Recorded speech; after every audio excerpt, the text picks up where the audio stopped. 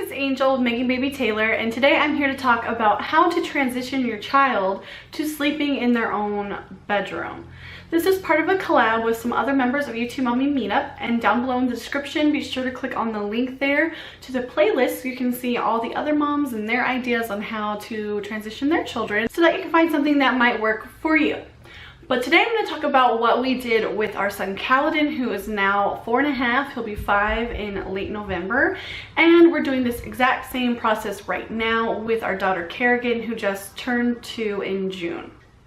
So when Cal was a baby, we did kind of a modified co-sleeping bed sharing kind of situation where we sidecarred a crib next to our bed. If you aren't real familiar with what a sidecar crib is, I did make a video all about that and how we do that process and why. So I'm going to put that down in the description and also up here in the card or whatever they call it now, so that you can check that out if you'd like. So we've done that during the infant stage as well with both Cal and Kerrigan until it came time for us to move from Virginia down to Florida. That happened right as Cal turned 2. Like literally the day after we arrived in Florida was his 2nd birthday. So about 2 weeks later is when we had our house and all our stuff in it, and the movers broke his crib. So we couldn't do a sidecar at that point even if we wanted to. So what we did is we still had his mattress and we put it on the floor next to our bed. And so it was kind of a transitional type of thing for us. So for him, it just happened that we had to do it that way, kind of out of necessity because of how things happen.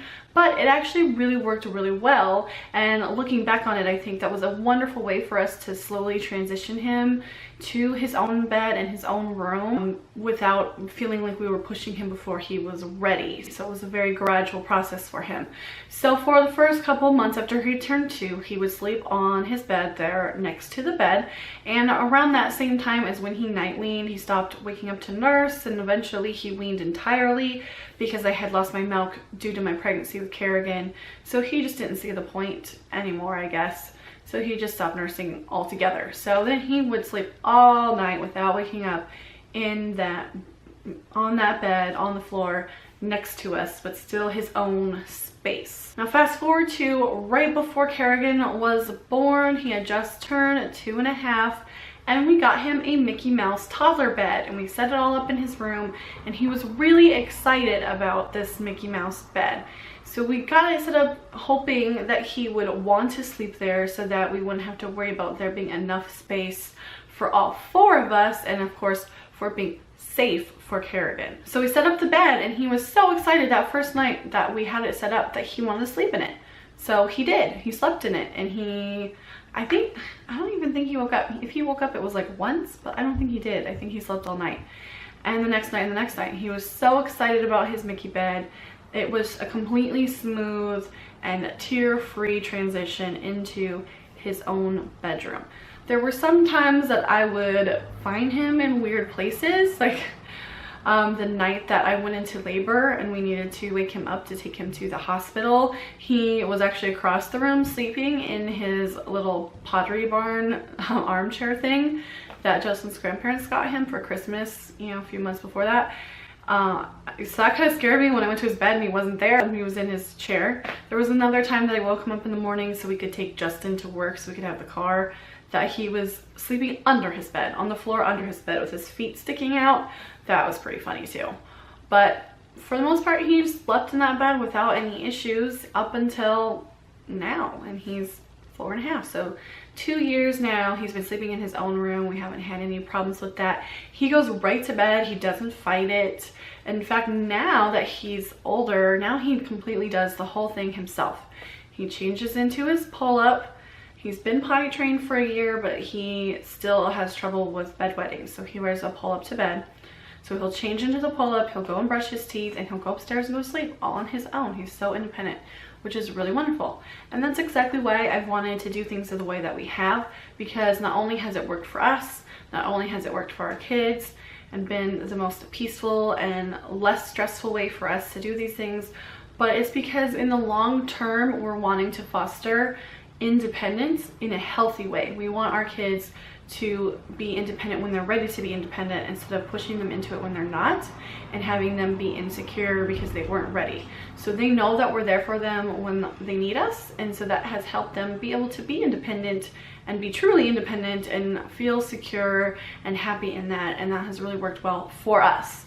So Kerrigan is 2 now, like I just said, and when we first moved here, the movers didn't even put together her crib, and we haven't been able to find the instructions to assemble it again.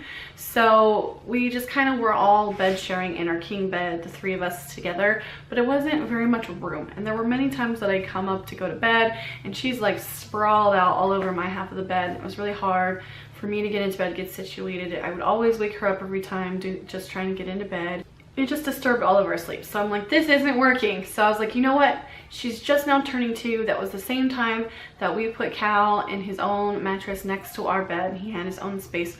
Maybe it will work for her too, because she's about that same age. So yep, sure enough, a few weeks ago, we brought in her mattress and we put it on the floor next to our bed. I'll show you that setup here in a second.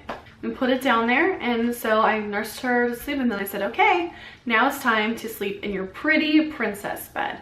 And she did, you know, push back a little bit at first. She, you know, when I put her into it, she cried and she wanted to nurse some more. So I said, okay, I'll nurse you some more, but you have to sleep in your pretty princess bed. So the first few days, it was kind of a process to get her to want to sleep in that instead of staying in bed with us. And for the first few days, she would wake up in the middle of the night and she'd nurse and she'd like insist on staying in her bed. But I'm happy to report that after a few weeks of doing it this way, she goes to bed in her princess bed. She really likes it. I still nurse her, not every single night. It depends. Sometimes Justin brings her up to bed and she goes to bed without nursing. But she does like to nurse before she goes to sleep. So we do still do that, but then even when she's still awake, I can tell her, okay, now to go in your princess bed, and she will. And also if she wakes up in the middle of the night or very early morning and nurses, I can tell her, okay, now lay down and go to sleep in your princess bed, and she will voluntarily, she'll just crawl over and she'll get into bed and she'll go to sleep. So it's been working really well so far. So with this setup here, I just dressed up with her sheets and her comforter. I gave her a little bit of a pillow because I've noticed that she was liking the pillow in our bed. So I thought that would make it more comfortable for her, and she's old enough now where it's not a safety problem. And I kind of shoved in that comforter in between her mattress and the wall so that she wouldn't like roll off and be stuck in between there. So the next step, we're about to move in about a week. Actually, literally a week from today that I'm filming this, we are going to be leaving Rhode Island and we're going to be going to Washington State. But in the process of that, we're going on a road trip and a little bit of vacation with family on the way. So during that time, we're going to have to bed share because that's really all we can do at hotels and also at my dad's house and stuff. So I'm hoping that it'll still be a smooth transition back to her being on her own when we get to our new home. I'm pretty sure it will be, because she seems to be pretty accustomed to it at this point. And we did have to bed share at our hotel when we went to Collab camp in Pennsylvania, and she went right back to her setup here just fine. So I know this next stretch is going to be much longer. Instead of being 3 days, it's going to be more like 4 weeks, but I'm hoping that we can do it. If, you know, if we have to, if she kind of backtracks a little, we'll just have to do it exactly the way that we did it before and get her situated. If I think she's good to go, we do have a Minnie Mouse bed that is just like Caledon's Mickey bed, except Minnie Mouse, that our friends here in Rhode Island gave us because they didn't need it anymore. So we're going to build that up and put it in her own room in Washington and say, hey, you want to sleep in a Minnie Mouse bed? Something tells me it'll go much the same way that it did with Caledon, and she'll be so excited to sleep in it that it won't be an issue for her to transition into her own room, but we shall see. Basically, long story short, the method that we do is just very gentle, very slow and gradual process so that they can transition from being close to you to gradually and slowly but surely getting their own space and their own independence. And once they're ready for that, then it's a lot less stressful. There's less crying, there's less fighting, they stay put instead of trying to come out of the room all the time. That's how it's worked so far. That's how I expect. Hope it'll work as we've finished that process with Kerrigan. But really it just boils down to being gentle about it and also just being firm. Like, you do still need to say, no, you need to sleep in your princess bed now. That's your bed now. And we do just over and over and over, just remind her that this is what we're doing, and just kind of hold our ground and not give in, so that eventually she realized this is okay. Yes, I'm safe. There were times where she'd kind of be crying a little bit, and she'd be laying in her bed and I'd be in the bed next to her, and I would just rub her back and I would say, see, I'm right here. I'm not going anywhere. You're safe. Mommy's still right here. And I think that's why this way works, is because she realizes I'm in my own place now, but Mom's still there.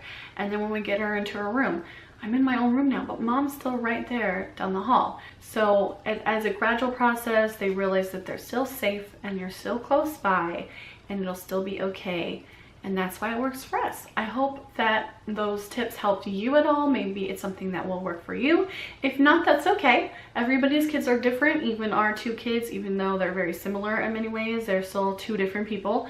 And some things that work for Kaladin doesn't work for Kerrigan, and vice versa, and that's fine and that's okay. We're all individuals, and that's what makes the world so awesome. But I'm curious, just in case this whole method does not continue to work for Kerrigan, please let me know down in the comments below what you did to transition your child to their own room, how that went. I'd love to hear from you what you did, and take that to heart and see if those are some things that might work for us too. Don't forget, this is part of a collab with Cassie Reviews and other members of the YouTube Mommy Meetup, so definitely be sure to check out that description below so you can click on the playlist and watch all the other videos from the other mommies who participated in this collab. They've got some wonderful tips and tricks, so that hopefully you'll find something that will work for you. Also, don't forget to check out our family vlog channel called It's the Taylor Crew. That's also in the description. We have some exciting things that we've been doing the past couple months, and more exciting things coming forward. So if you like watching family or day in the life type of videos, you will love seeing what we have in store for you there. And if you haven't subscribed to this channel already, please do that too, because I've got lots of great videos coming your way over the next couple months. Thanks for watching. Bye. And it doesn't feel weird. I thought, you know, before I had my son, and even when he was a little baby, I thought it might be weird. Yeah. It's not weird. Totally not weird. Like, I know lots of people still nurse even 4-year-olds. Yeah. My son self-weaned at like a little bit before he turned 2.5. Yeah. So I look at him and I'm like, I could not imagine nursing him right now. But it's because we stopped 2 years ago. You know, we were still going, and when it's a gradual thing, it's just seamless. It happens. Right.